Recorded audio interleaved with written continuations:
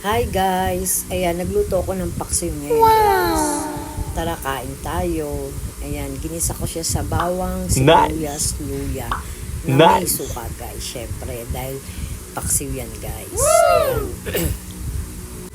Ayan, hintayin natin siya maluto guys. Tsaka, lalagyan din natin siya maya-maya ng gulay, may okra, at alokbati guys. Ayan, kita nyo.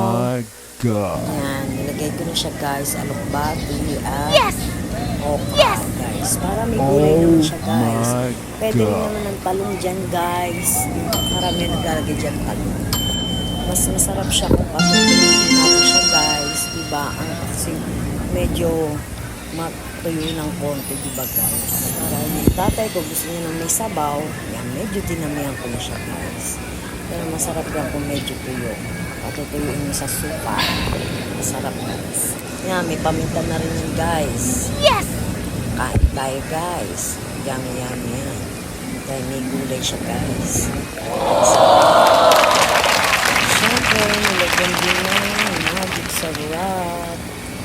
Sige po, thank you for watching.